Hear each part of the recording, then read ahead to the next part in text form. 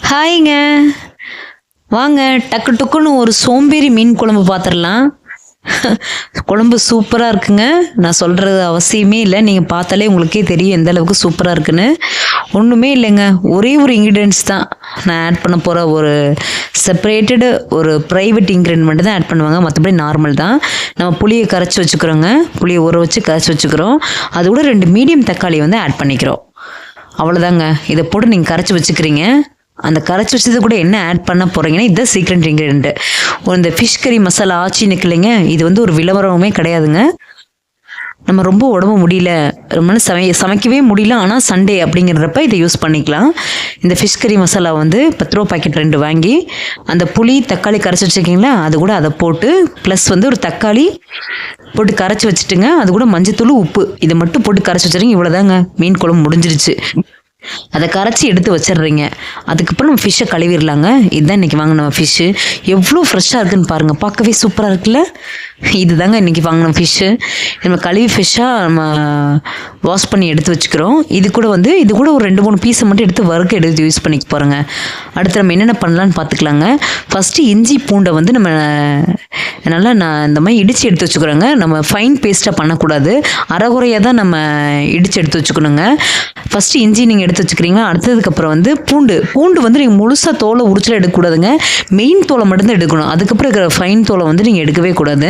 அதை போட்டு இடித்து அதை எடுத்து வச்சுக்கிறீங்க. அரைகுறையாக தான் எடுத்து வச்சுக்கணும். அதுக்கப்புறம் சைட் பை சைடாக வந்து நம்ம ஃபிஷ் ஃப்ரைக்கும் வந்து ஒரு 4-5 பீஸ் எடுத்து நம்ம மசாலா போட்டு வச்சுக்கோங்க. அந்த மசாலாவோட இன்க்ரீடியன்ஸ் என்னென்னு பார்த்தீங்கன்னா நார்மல் தாங்க. நார்மல் மிளகாத்தூளும் ப்ளஸ் இஞ்சி பூண்டு பேஸ்ட்டு உப்பு மட்டும் போட்டு எடுத்து வச்சுக்கிறீங்க.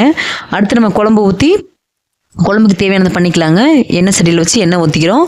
அடுத்து வெந்தயம் கடுகு, அவ்வளோதாங்க. வெந்தயம் போட்டு வதக்கிக்கிறீங்க. அடுத்து பச்சை மிளகா, கருவேப்பிலை, வெங்காயம்.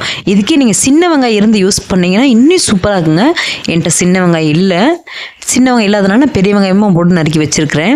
இவ்வளோதாங்க. இதை போட்டு நல்லா வதக்கி நல்லா நிறம் ஆனதுக்கப்புறம் நல்லா வணங்கினதுக்கப்புறம் நம்ம என்ன ஆட் பண்ணுறோம், நம்ம இஞ்சி பூண்டு பேஸ்ட் ஆட் பண்ணுறோங்க. இஞ்சி பூண்டு பேஸ்ட்டுன்னு சொல்ல முடியாதுங்க. இஞ்சி பூண்டு நல்லா இடித்து தடித்து வச்சது வந்து ஆட் பண்ணுறோம். ஏன்னா அதை நம்ம ஃபைன் பேஸ்ட்டாக ஆட் பண்ண கிடையாது. அதனால் அதை மட்டும் ஆட் பண்ணுறோங்க. அவ்வளோதாங்க.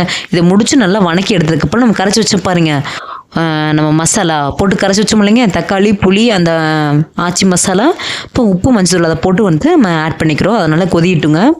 அதுக்கப்புறம் இதாங்க தேங்காயோட அளவு. இந்த தேங்காய் அளவை போட்டு அரைச்சி வச்சுக்கிறீங்க. இதனால் வெயிட் பண்ணட்டுங்க. அந்த கேப்பில் நம்ம என்ன பண்ணுறோன்னா நல்லா வந்து பச்சை வாடை போகிற அளவுக்கு இஞ்சி நல்லா வசஞ்சு நல்லா கொதிச்சு வந்துடணுங்க. அந்த கேப்பில் வந்து நம்ம தேங்காய் அரைச்சி வச்சுக்கிறோம். அதுக்கப்புறம் தேங்காவை ஆட் பண்ணிக்கிறோங்க. இது எப்படி கொதியணும்னா இதோட பக்குவம் என்னென்னு சொல்லிடுறேன். அது வந்து நல்லா எண்ணெய் பிரிஞ்ச அளவுக்கு நீங்கள் கொதிய வைக்கணும். அதுக்கப்புறம் சைட் பை சைடாக வந்து நீங்கள் மசாலா போட்டு வச்ச மீனை வந்து நீங்கள் வறுக்க ஆரம்பிச்சிடணுங்க. இதெல்லாம் பண்ணுறதுக்கு எவ்வளோ நேரம் ஆகும்னு நினைக்கிறீங்க? கண்டிப்பாக 1/2 hour தாங்க. நான் நின்று ஒர்க் பண்ணியிருக்கேன், டைம் நோட் பண்ணியிருக்கிறேன். இதெல்லாம் நீங்கள் ரெடி பண்ணுற டைமில் 1/2 hour தாங்க. முடிச்சு போட்டு நம்ம சண்டேவை நம்ம என்ஜாய் பண்ண ஆரம்பிச்சிடலாம். இது வந்து எல்லா நாளும் சொல்ல கிடையாதுங்க. என்றைக்காவது நம்மளுக்கு ரொம்ப முடியல, ரொம்ப கஷ்டமாக இருக்குது, ஆனால் சண்டே நம்ம சமைச்சு தான் ஆகணும் நம்ம ஃபேமிலிக்கான்றப்ப இந்த மாதிரி நீங்கள் யூஸ் பண்ணிக்கலாம். டேஸ்ட் வைஸ் சொல்லும்போது ரொம்ப சூப்பராக இருக்குங்க. நான் சும்மாலாம் சொல்லலைங்க, நீங்கள் சமைச்சு முடிச்சு பார்த்துட்டு சொல்லுங்கள். பாருங்கள் நல்லா எண்ணெய் பிரிஞ்சு வந்துருச்சு. இந்த கேப்பில் நம்ம என்ன பண்ணுறோம், மீனெல்லாம் வாஷ் பண்ணி ஆட் பண்ணிடுறோங்க. மீனை ஆட் பண்ணி வச்சு மூடி வச்சுருங்க. இது 5 minutes தாங்க. டைம் நோட் பண்ணிக்கோங்க.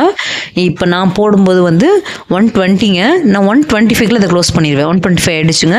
இப்போ நம்ம என்ன பண்ணுறோம் அப்படின்னா கொத்தமல்லியை தூவி மூடி வச்சிடுறோம். அவ்வளோதாங்க, முடிஞ்சு போச்சு.